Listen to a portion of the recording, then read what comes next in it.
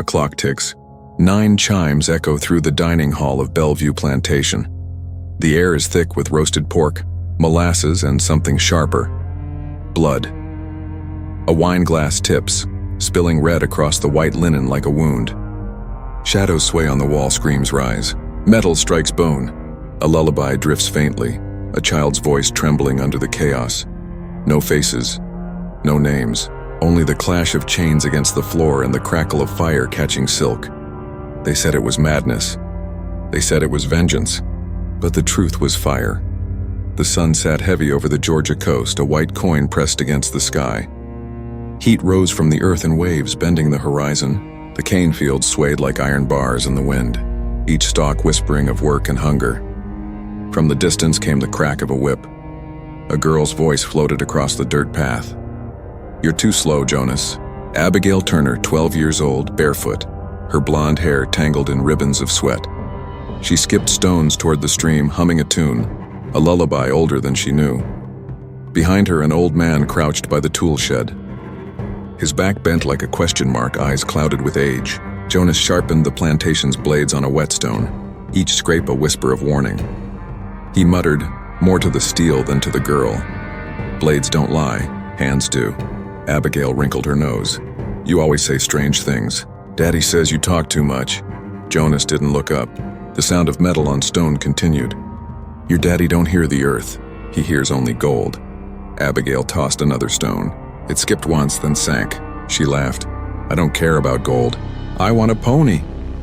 Her laugh carried into the fields where rows of men and women bent low, cutting cane, sweat dripping into the soil. Their chains jingled faintly when they shifted too close together. Overseers rode horses along the rows, whips coiled like serpents in their hands. Savannah, 1821. Cotton and sugar fattened the city. Ships sailed daily, their bellies full of crops picked by chained hands. White columns rose along the riverfront. Churches thundered with sermons declaring bondage holy. On the plantations, cruelty wore the face of order. Back by the stream, Abigail's humming slowed. She pressed her ear to the ground as if listening for something. "Jonas, do you hear it?" The old man finally lifted his gaze. His eyes were pale, washed of color. "Hear what, child?" She tilted her head. "A song, like a woman singing." Jonas's jaw tightened. Some songs don't belong to children. The girl frowned, but before she could ask again, a horn blew from the big house. "Supper bell." Even the cicadas seemed to pause. Abigail brushed the dirt from her feet and skipped away, still humming her lullaby. The sound followed her like a shadow. Jonas returned to his blades. With each scrape of stone, sparks jumped like tiny fires. He spoke low. So low only the steel could hear. "There'll be blood before this land drinks rain." The whip cracked again in the distance. Rain drummed on the cabin roof like fists on a coffin. Inside, a girl sat by the fire, clutching a strip of cloth the color of blood. Seraphina, 9 years old, eyes wide and unyielding. The scarf had once belonged to her mother, now gone. She tied it around her wrist as if it could hold her together. Her cousin Henry leaned against the wall, tall even as a boy, whittling a piece of wood into the shape of a bird. The shavings fell into the dirt like pale feathers.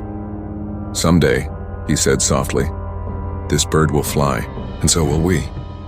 Seraphina touched the red scarf, frowning. "Birds got wings. We don't." Henry grinned, though his eyes betrayed sorrow. "We'll find them, even if we have to steal them." The cabin door creaked open. Rain swept in along with a boy their age, Elias Turner, the master's son. His boots were polished, his shirt white despite the mud outside. He held a silver pocket watch in his small palm, polishing it with a rag as though it were treasure. "You're not supposed to be here," Henry muttered. Elias smirked. "My daddy owns this land. I can go where I please." Seraphina looked at him without fear. "Then why you hiding out here with us?" Elias paused, fiddling with the watch. "'Cause y'all are more fun. My mama says I shouldn't dirty myself, but what's the use of a toy if you can't play?" Henry's whittling knife stilled. "We're not toys." Elias ignored him, stepping closer to the fire. He set the watch on the dirt, letting the flames glint off its silver. "One day this'll be mine. The whole plantation." "Daddy says so." Seraphina tilted her head. "And what then?" Elias grinned, his baby teeth catching the firelight. "Then I'll set you free, Seraphina." You can sit on the porch with me, wear pretty dresses, drink sweet tea. You won't have to cut cane. Henry's jaw tightened. You think you can give freedom like a toy? Elias's grin faltered. His small hand brushed over the watch as if guarding it. Don't be sore, Henry, I like Seraphina. I'll take care of her. Seraphina looked between them, the scarf tight around her wrist. Her voice was quiet but steady. I don't want your care. I want my mama. Silence fell. Only the rain answered. From outside came a scream, piercing, ragged. All three children froze. Another scream followed, then the sharp crack of a whip. Henry dropped the wooden bird. They're beating her again. Seraphina clutched the scarf as if it might tear from her skin. Tears stung her eyes, but her jaw set like iron. Elias's hands trembled on the pocket watch. Don't look. Just don't. But Seraphina looked. Through the cracks of the cabin wall, she saw her mother collapse into the mud, the whip slicing across her back again and again. The scarf on her wrist burned like fire. The years rolled on like a grinding wheel, wearing smooth every edge. Seraphina was no longer a child. At 18, she moved through the plantation with a stillness that drew eyes. Her red scarf, now frayed, clung to her wrist like a wound that refused to close. Henry, broad-shouldered and scarred from years in the field, walked beside her whenever he could. In his palm, the wooden bird had grown into something delicate, its wings outstretched. He kept it wrapped in cloth, hidden away from overseer eyes. That morning, Seraphina paused near the veranda of the big house. Margaret Turner sat there, her posture stiff, her dress smelling of roses and powder. She dabbed perfume on her neck, though the air was already thick with jasmine. Her eyes were sharp, scanning Seraphina the way a jeweler inspects a gem for flaws. You hold yourself too high, Margaret said coolly. Seraphina lowered her gaze but did not bend her spine. Yes, ma'am. Margaret's fan snapped open with a flick. Elias says you've grown. Pretty. The word dripped like venom. I say a mule dressed in silk is still a mule. Henry's jaw clenched, but Seraphina placed a hand on his arm before he could speak. Margaret smirked, satisfied with the silence she commanded. Later in the fields, Thomas Calhoun rode past. The overseer's face was carved in cruelty, a scar dragging from his ear to his jaw, his lips wet with whiskey. He tapped his whip against his boot like a man rehearsing music. He slowed his horse near Seraphina. Your cousin's too slow today, Calhoun slurred. Henry lifted his head, sweat streaming down his neck. We're doing double the rouse. Calhoun leaned forward, grin spreading. Back talk? I'll cut the hide off you for less. Seraphina stepped between them, voice calm. We'll work faster. Calhoun's eyes narrowed, lingering on her face longer than needed. He spat in the dirt. See that you do. He kicked his horse forward, the crack of his whip echoing. That night, in the safety of the quarters, Seraphina sat with Henry and Jonas. Jonas's hands trembled as he traced lines in the dirt. A bird in a cage don't sing. It waits, he whispered. Henry unwrapped the carved bird, setting it gently between them. One day, it won't wait no more. Seraphina's eyes glimmered in the candlelight, and when it flies, Henry's voice hardened. It'll tear the sky open. The door creaked. A shadow slipped in. Samuel, tall, strong, his hands calloused from the smithy. His mother's iron crucifix hung from a cord around his neck. He knelt beside Seraphina, their shoulders nearly touching. I heard Calhoun watching you today, Samuel murmured. Seraphina didn't flinch. He watches everything, like a vulture. Samuel's voice softened. I'd cut his eyes out before I let him touch you. Henry bristled. You talk brave, Samuel, but talk won't get us out. Seraphina touched Samuel's crucifix lightly, her fingers brushing his hand. Sometimes talk keeps the fire alive, she whispered. Samuel met her eyes. For a moment, the room felt less like a prison. But beyond those walls, tension thickened. Elias, now grown into a young man, lingered near the cabins more often. He carried his silver pocket watch always, flipping it open, snapping it shut, the tick echoing like a heartbeat. One evening, he caught Seraphina alone by the well. His smile was charming, but his eyes were hungry. Do you remember when we were children? He asked. Seraphina's tone was flat. I remember. You laughed at me once, said I couldn't keep you safe. But I can, I will. I'll make you mine. Seraphina's hand tightened on the rope of the bucket. You don't own me, Elias.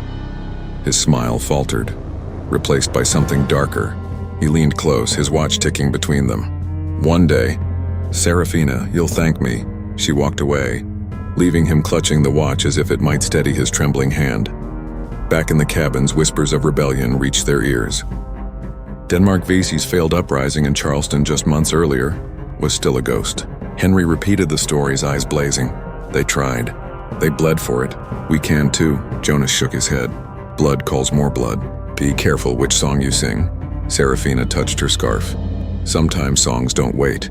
They burn. Outside, the lullaby drifted again. Abigail's voice, soft, innocent, haunting. A child's song echoing through chains and silence.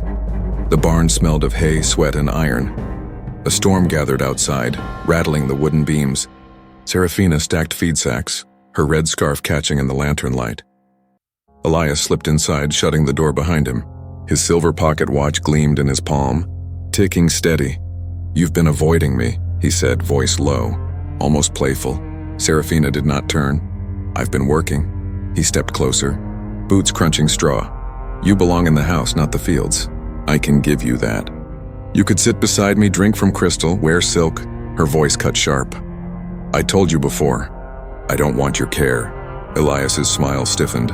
He reached out, catching her wrist where the red scarf bound her. "This scarf, always this scarf. Do you wear it for me?" She yanked free. "I wear it for the mother you buried." The barn door slammed open. Henry stormed in, fists tight. "Get your hands off her." Elias's face darkened. "You forget yourself." Henry stepped closer, towering over him. "She ain't yours to touch." Elias's voice rose, cracking with fury. "Everything here is mine. The land, the fields, even you." Henry swung, his fist colliding with Elias's jaw. The watch clattered to the floor. Elias stumbled back, clutching his face, rage burning hotter than pain. The door burst open again. Thomas Calhoun, whip in hand, drawn by the commotion. His scarred mouth curled into a grin. "What's this?" Elias pointed at Henry, blood on his lip. "He struck me. Teach him what happens." Calhoun's whip sang through the air.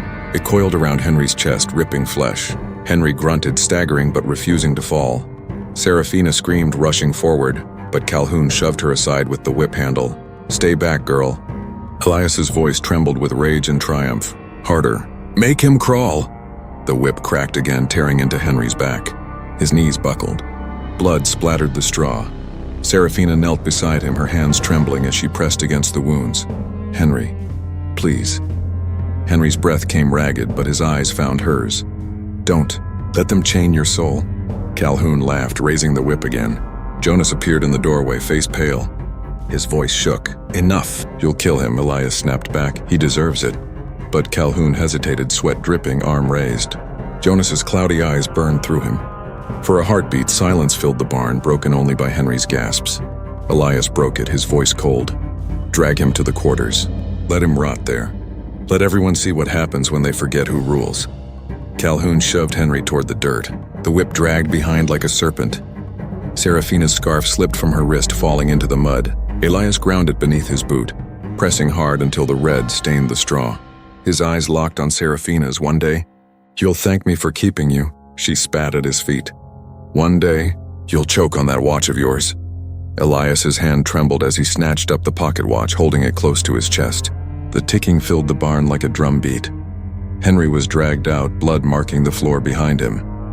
Seraphina followed, silent, her eyes burning like embers. The storm outside broke, rain pounding against the roof, washing blood into the soil. That was the night innocence burned to ash. The quarters were dim, the air thick with smoke from the small hearth fire. Henry lay on the straw pallet, his back bandaged with rags soaked in herbs. His breath rattled, but his eyes were sharp, watching Seraphina as she tightened the cloth. "You'll tear yourself in two if you keep tending me," he murmured. Her hands didn't stop. "I won't let them finish what they started." Jonas sat in the corner, sharpening a knife on his whetstone. The scrape echoed like thunder in the silence. He spat into the fire. Knives speak louder than prayers. Henry turned his head toward him, pained but steady. "We can't win with steel alone. They'll hang 10 for everyone we strike." Seraphina leaned close, her voice a whisper. "Then we don't strike like them. We strike where they don't look." Her eyes gleamed in the firelight. Jonas raised a brow, setting down the knife. "And where's that?" She touched her scarf, washed now, though still faintly stained. "In their sleep, in their drink, In their trust. Henry coughed, wincing. You speak like poison. Seraphina's voice hardened. Because fire and chains have left me nothing else. Jonas studied her, then slowly nodded. There's an old woman down by the marsh. They call her Mother Bay. Knows roots, powders, charms. White folk call it devil's work. I call it wisdom. Seraphina's jaw tightened. Take me to her. Henry grabbed her wrist with surprising strength. If you go down that path, there's no turning back. She met his eyes, steady, unblinking. I crossed that line when Elias put his hands on me. The door creaked open. A shadow slipped in. Sarah, a girl barely 16, her face bruised. She clutched a bundle of cloth to her chest. They're saying Elias wants a wedding feast, she whispered. He means to bind you, Seraphina, to make you his before winter. The fire snapped. Jonas cursed under his breath. That watch-wearing devil moves quick. Seraphina's voice was calm, almost too calm. Then winter comes early for him. She reached for Sarah's bundle. Inside was a vial of clear liquid stoppered tight. Sarah's hands shook as she handed it over. From Mother Bay, she said it strong enough to still a bull's heart. Seraphina held it up, the liquid catching the firelight. For a moment, the flames reflected red in her eyes. No chains, no whip, just silence in his throat. Henry groaned, trying to sit up. Seraphina, if you do this, his wrath will fall on all of us. She pressed the vial to her chest, against the faint scarlet of her scarf. Then we'll have to be ready. The wind howled outside, rattling the thin wooden walls. The shadows of the flames stretched long and sharp across their faces like gallows ropes swaying. Every rebellion begins with a whisper, and every whisper waits for its echo. The mansion glowed like a lantern in the night. Candles blazed in every window, laughter spilling out onto the veranda. Inside, the air was thick with roasted meat, spiced wine, and the sweet notes of a fiddle. Elias moved through the crowd with his silver watch glinting, one hand resting casually on his waistcoat. Every step was a declaration of ownership. Every glance a reminder of power. At the long table, Seraphina poured wine into goblets. Her eyes never lifted, but her ears caught every word. She moved with grace, her scarf tied neatly, hiding the faint scar of rope burn at her neck. Elias raised his glass. To fortune, to blood well spent. Laughter erupted. Silverware clinked. Seraphina's hands trembled for only a second before she steadied them. She reached into her apron and, with a practiced flick, uncorked the vial. The liquid disappeared into Elias's cup. Jonas stood in the doorway, eyes like coals. Sarah lingered near the fire, wringing her hands. Henry, too weak to rise, lay back in the quarters, unaware of the night's turn. Elias lifted his goblet. To the harvest, the room roared in reply. But as the cup touched his lips, a voice rang out, sharp, panicked. Stop! Every head turned. Abigail, the child with the golden hair, stood frozen at the doorway. Her blue eyes wide, finger trembling toward the goblet. Papa, she put something in it. The room fell silent. Seraphina's heart pounded in her ears. Elias lowered the cup slowly, his gaze slicing across the room. Come here. Child? Abigail rushed to his side, clutching his leg. She tried to hurt you. Papa, I saw her. Elias's eyes locked on Seraphina. He smiled, cold and cruel. Is that so? Seraphina's lips parted, words trembling on her tongue. But before she could speak, a hand struck her cheek. The goblet spilled across the table, wine mingling with poison, dripping red onto the white cloth. The overseer, Calhoun, stepped forward, whip coiled at his belt. His eyes glittered with savage delight. Caught her red-handed, Master Elias. Elias leaned close, his voice a blade. You would silence me in my own house? Seraphina whispered, her voice low, steady. I would silence the devil. Gasps rippled, chairs scraped back. The room seemed to tilt. Elias's fist crashed against her jaw, sending her to the floor. The scarf slipped, revealing the rope-marked skin beneath. Jonas's voice thundered from the doorway. Touch her again, and hell will open its mouth. The whip cracked before the words finished. Jonas staggered, blood blooming across his shoulder.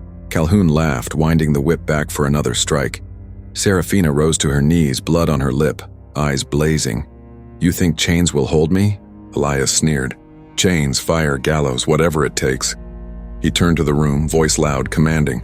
Bind her. Tomorrow the fields will learn what happens when a slave lifts her hand against her master. Two men surged forward, rope in hand. Sarah shrieked, clutching the hearth, but no one listened. Jonas, bleeding, struggled to rise, but the overseer's boot held him down.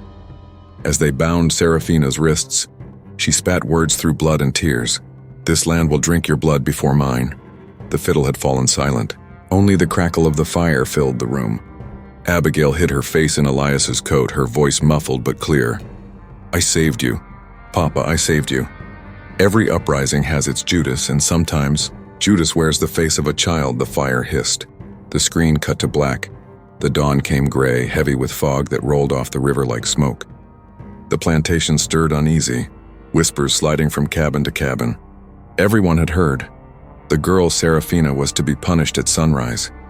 The big house loomed above the fields, its white columns ghostly in the mist. Torches flickered along the veranda, overseers waiting with coils of rope and eyes hungry for spectacle. Seraphina was dragged into the yard, her wrists bound, her scarf torn from her neck, her face still bruised from Elias's fist, yet her gaze was steady, defiant. Chains clinked with each step. Elias stood at the top of the veranda, silver watch gleaming in his hand. He wound it once, the click echoing like a death toll. Let the field see what happens when fire rises against its master. The crowd of enslaved men and women gathered at the edges of the yard, silent as tombstones. Henry leaned against Jonas, pale but upright, his eyes locked on Seraphina. Sarah clutched his arm, trembling. Calhoun, whip in hand, licked his lips. "Ready, master?" Elias gestured. "Begin." The whip cracked through the morning air. Seraphina staggered, blood blooming on her back. Another strike followed, then another, each one tearing cloth, skin, and silence. The fog hung heavy, swallowing her cries until they became whispers. Then, from the edge of the crowd, a low hum began. One voice, soft, trembling. An old lullaby. Another joined, then another, until the sound swelled. The song of mothers of chains of earth and grief. Elias snarled. "Silence them." But the song grew louder, thicker, until it shook the fog itself. Seraphina lifted her head, blood dripping from her lips. She whispered into the song, "Now." From the crowd, Jonas surged forward. His knife, sharpened in silence for weeks, flashed in the pale light. The overseer nearest him fell before he could draw breath. Blood sprang across the veranda steps. Chaos erupted. Henry, staggering but fueled by fury, swung a broken shovel handle into another overseer's skull. Sarah clawed at Calhoun's whip, dragging it from his hand. The crowd surged forward, no longer silent, voices rising like thunder. Seraphina tore the rope from her wrists, cut by a blade Jonas had slipped her before the dawn. She lunged for the spilled torch, its fire biting her skin, and hurled it into the draped curtains of the big house. Flames leapt, hungry, devouring. Elias shouted, his voice swallowed by chaos. "Stop them! Stop them all!" But the house burned fast, dry wood crackling, smoke choking the veranda. Servants screamed. Masters stumbled into the yard, blinded by fire and fear. Calhoun lunged at Seraphina, knife drawn. "You'll die in the dirt, witch!" She met him head-on, seized his wrist, and drove the blade into his throat. Blood sprayed hot across her face. She didn't flinch. "You first." The lullaby turned into a roar. Chains were lifted as weapons. Fists struck flesh. Cries of rage mingled with screams of terror. The order of the plantation shattered in minutes, replaced by fire, blood, and song. Henry fell once, clutching his side, but Seraphina dragged him up. "Not yet. Not now." Jonas cut down another overseer, his old eyes blazing with fury. "Steel don't lie." Elias fled into the house, his watch clutched in his hand. Seraphina followed, flames licking the walls around them. Smoke curled into her lungs, but rage drove her forward. She found him in the dining hall, the same table where he had raised his poisoned goblet. He stood trembling, pistol in hand. "You should have stayed in chains." Seraphina stepped closer, every inch of her bloodied frame defying him. "And you should have drowned in the womb." He fired. The shot split the air. She staggered, clutching her side, but did not fall.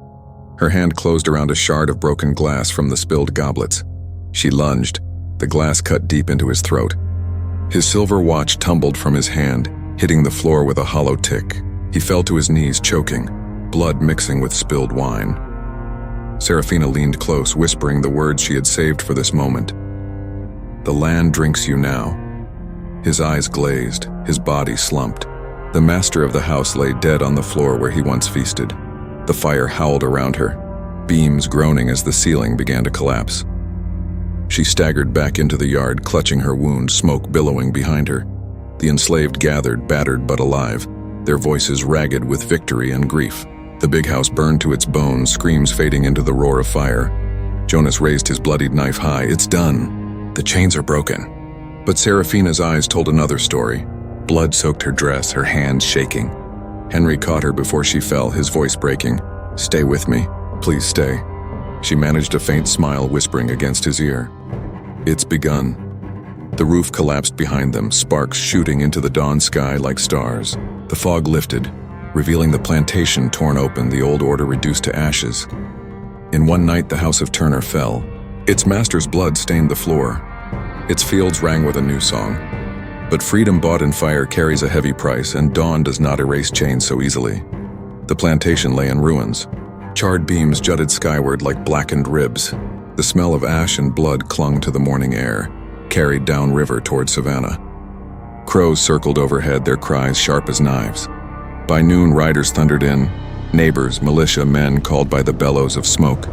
They found bodies strewn across the yard, overseers gutted, the master dead inside his dining hall. And among the ruins, survivors, bloodied, trembling, clutching one another like wreckage in a storm. The militia dragged them out, chains clinking once again. Henry collapsed under the weight of the irons. Sarah screamed when they struck Jonas, but his old voice rose even as he bled. You'll not silence us. The fire's already spoken. They silenced him with a rifle butt. Rebellion lasted a single dawn. Punishment stretched into years. At the Savannah jail, iron doors clanged shut. The air reeked of mildew and despair. Seraphina, pale from her wound, sat chained in the corner. Blood had dried across her dress, stiff and dark. Henry was shackled beside her, every breath a rattle. Sarah huddled in the shadows, whispering prayers with cracked lips. A guard spit on the floor. They'll hang the lot of you come Sunday. Elias's brother, Samuel Turner, arrived days later to oversee the trial. A tall man with a powdered wig, his eyes colder than the winter tide. He carried Elias's silver watch, polishing it as if it might bring his brother back. These creatures burned my family home, he declared in court. They murdered in cold blood. Let every slave in Georgia know. The gallows wait for rebellion. The courtroom, packed with planters and merchants, hummed with satisfaction. No defense was allowed. Witnesses were silenced. The verdict was written before the trial began. That night in the cell, Seraphina leaned against the wall, chains rattling as she shifted. Her voice was steady, almost calm. They think killing us will kill the fire. Henry coughed, blood on his lips. You struck Elias down. That's more than most ever dream. Sarah's eyes glistened. But what of us? What of tomorrow? Jonas stirred, his face bruised, one eye swollen shut.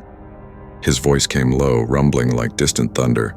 Tomorrow don't belong to us, but to them who'll sing our names. A silence followed. In the distance, church bells tolled. The hangings came swift. The gallows stood at the edge of the square, crowds gathered to watch. Jonas was first. He climbed the steps slow, every bone aching, yet his voice rang out strong. You can hang this old body, but you can't hang the truth. The rope snapped his words short, his body swinging against the sky. Henry followed. He kissed Sarah's forehead before the guards dragged him up. His final words were soft, for Seraphina alone. Your fire lit mine. Carry it. Then silence. Sarah wept until her throat was raw. They spared her, calling her too young for the rope. Instead, she was sold downriver, never seen again, and Seraphina, she was saved for last. Samuel Turner himself tied the rope, his hands steady, his face unreadable. He leaned close, whispering so only she heard. My brother's watch ticks still. Yours stops today. She met his gaze unflinching. Your bloodline ends in fire. The trapdoor fell. The rope snapped taut. Her body shuddered once, then stilled. The scarf slipped from her neck, fluttering down like ash. In Savannah, they called it justice. In the fields, they called it silence. But in the cabins, whispers grew, of a woman who burned her master's house and cursed his bloodline before the rope claimed her breath. Weeks later, children in the quarters hummed her lullaby as they worked. Mothers warned them to hush when overseers passed, but the tune lingered.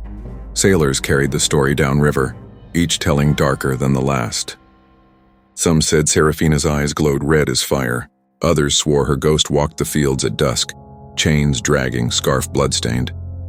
In Savannah's parlors, ladies spoke of the rebellion in hushed tones, their fans fluttering like nervous wings. Savage, they whispered. but clever. In the markets, merchants shook their heads. A warning, they said. Keep your slaves chained, keep them watched. And in the quarters, when the nights grew long and the whips too loud, someone would whisper her name and the fire would stir again. Samuel Turner rebuilt the house, whiter and taller, a monument to his brother. But the walls whispered. Servants swore they saw shadows move where no one walked. Children heard lullabies with no singer. The silver watch never kept time again. It stopped each night at the hour Elias fell. Samuel locked it away, but still it ticked faintly in the dark. The rebellion ended with ash, rope, and silence. But silence is never empty. It waits, it echoes, it grows. And Seraphina's fire would not die, not in gallows, not in chains, not in fear. Years passed. The fields changed hands, new crops planted, new masters installed. But the earth remembered fire. The ruins of the old Turner house were rebuilt in brick and stone, taller, prouder, yet its foundation still black with smoke. Travelers swore that if you pressed your ear to the ground, you could hear crackling embers. In the slave quarters of Georgia, Seraphina's name lived like a prayer. Old women hushed crying babies with her lullaby, rocking them slow. Sleep, little one. The firewalks. Children whispered of a woman in a red scarf who wandered the cane fields at night, her chains dragging behind her. Some said she carried a torch that never burned out. Others said she carried Elias's silver watch, ticking forever at the hour of his death. Jonas's death cry became legend too. The words he roared before the rope snapped were carved into the memory of the enslaved. You can hang this old body, but you can't hang the truth. Merchants and planters told the tale differently. In Savannah's taverns, they painted Seraphina as a demon, a wild Jezebel who bewitched men and murdered her betters. Her story became a weapon, a reminder to keep slaves shackled and docile. See what happens when you give them an inch, they said. But in the hush of midnight, on ships bound for distant shores, sailors sang darker verses. A woman burned her master's home. She cut his throat, she claimed his throne. Chains can't bind, and fire can't die. Seraphina walks when the crows still cry. The verses spread, carried port to port. Soon the story reached Charleston, then New Orleans, then farther still. Each retelling bent the truth, but the fire at its heart stayed the same.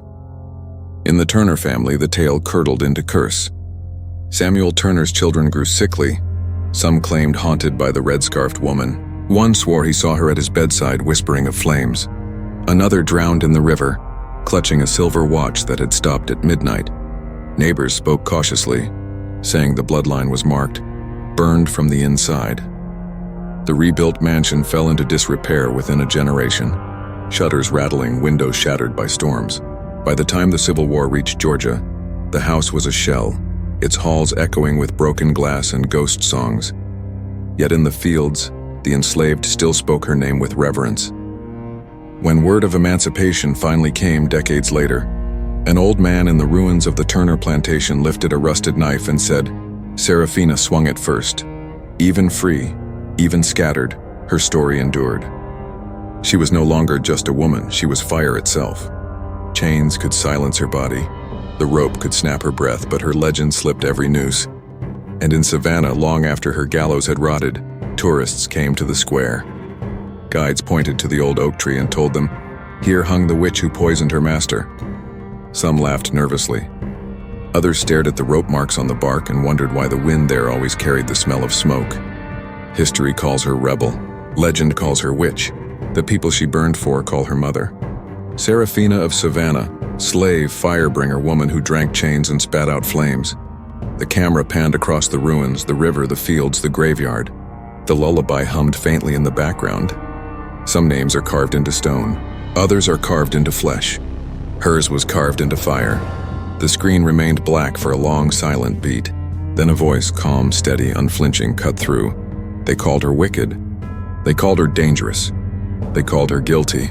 But ask yourself, what is the weight of guilt when a woman lives her whole life in chains? Slow fade in, the cracked earth of the old Turner plantation, weeds sprouting where cane once grew. Seraphina did not rise in a vacuum. She rose because the world around her was built on stolen breath, stolen blood. She rose because silence would have been a slower death than fire. Images flickered, a rope swaying in Savannah's square, a burned house standing in ruin. a lullaby whispered to children who would never know her face. History has a habit of remembering monsters. It rarely remembers the hands that made them. Seraphina's hands were scarred by rope, blistered by work, smeared in blood, but they were also the hands of survival, of a woman who refused to vanish quietly. A pause, the sound of chains dropping onto stone. Was she a murderer? Yes. Was she a rebel? Yes, but she was also a mirror. In her fire, we see the cruelty of her age, the cracks in its order, the truth that could not be silenced. The final shot lingered on the gnarled oak tree in the square of Savannah, empty, wind rattling through its branches. Some call her a ghost, some call her a curse. But for those who still sing her name, Seraphina is proof that even in the darkest centuries there were those who fought, those who burned, those who would not bow. Her story is not over. It never was. The screen holds black for 3 seconds, silence pressing like a weight. Then faint echoes, chains dropping, fire crackling, a lullaby humming in the background. You have been watching the slave resistance. Stories carved out of blood, chains and fire, stories they tried to bury, stories we refuse to forget. These are not just tales of the past. They are mirrors of power, cruelty, and the human will to rise against it. If Seraphina's fire moved you, if Jonas's last words still echo, then stand witness with us. Do not let their names fade. Subscribe to the Slave Resistance. Share these voices. Keep them alive. Because memory is resistance, and forgetting is surrender. The lullaby returns softer now, almost like a heartbeat. This was Seraphina of Savannah. This was resistance.